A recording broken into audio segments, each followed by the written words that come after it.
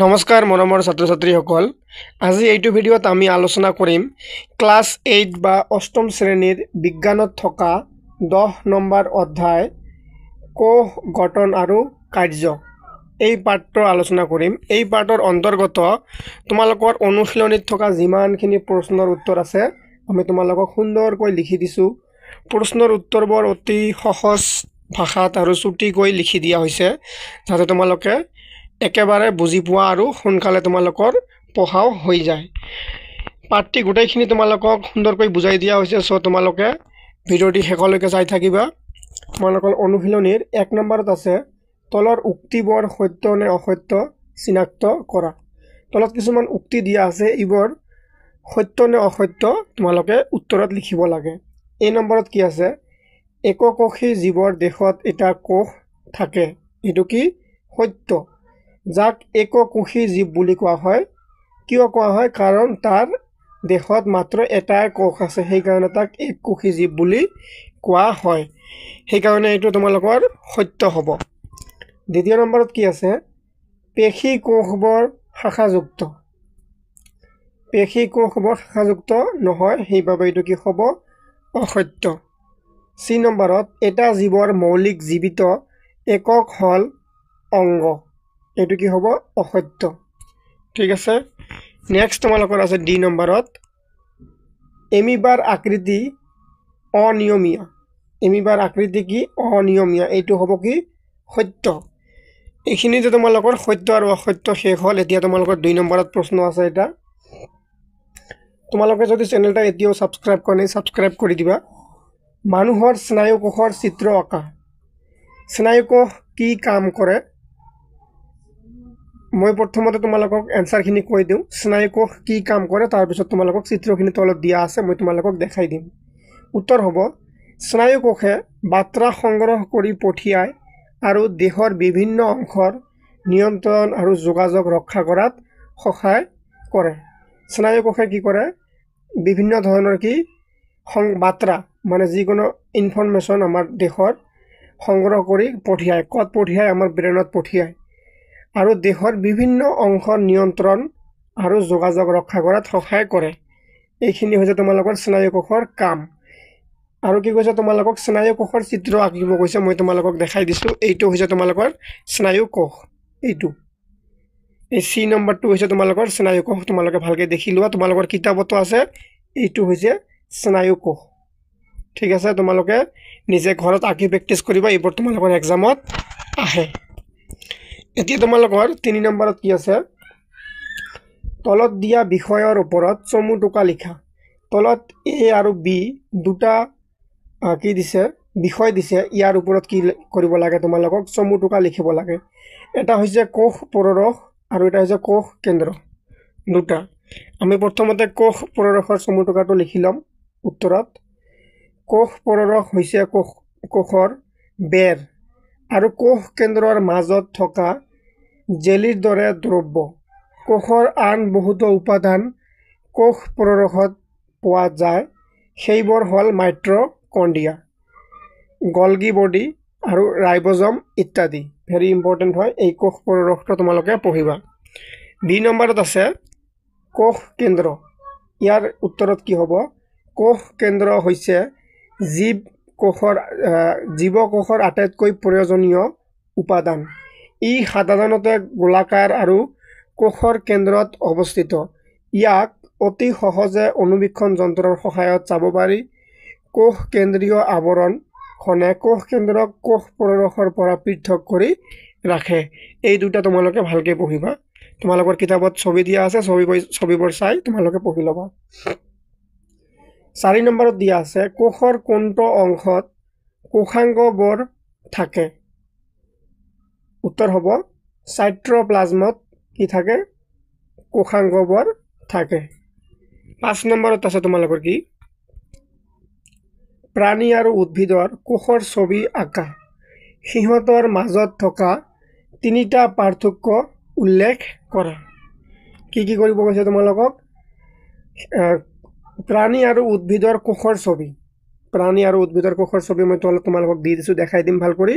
আৰু এই দুটাৰ মাজত কি লিখিব দিছে তিনিটা পাৰ্থক্য লিখিব দিছে সিহঁতৰ মাজত থকা তিনিটা পাৰ্থক্য উল্লেখ কৰা ছবিখন তোমালোকৰ কিতাপতো আছে ভালকে চাই ল'বা এ নম্বৰত আছে কি উদ্ভিদ কোষ এইটো হল কি তোমালোকৰ উদ্ভিদ কোষৰ চিত্ৰ আৰু বি নম্বৰত আছে প্ৰাণী কোষ অৰ্থাৎ এইটো হৈছে তোমালোকৰ প্ৰাণীৰ কোষ ঠিক আছে এইবোৰ মানে ছবি তোমালোকে ঘৰত আঁকি প্ৰেক্টিছ কৰিবা কোনফালে কি হয় এই নামবোৰ লিখা শিকিবা তোমালোকৰ এক্সামত এটা কোশ্চেন আহিব পাৰে এতিয়া আমি পাৰ্থক্য লিখিম প্ৰাণী কোষ আৰু উদ্ভিদ কোষৰ পাৰ্থক্য হল ক নম্বৰ তিনিটা লিখিব লাগে প্ৰাণী কোষ বেৰ নাথাকে প্ৰাণী কোষত কি থাকে কোষ বেৰ নাথাকে আনহাতে উদ্ভিদ কোষত কোষ বেৰ থাকে খ নম্বৰ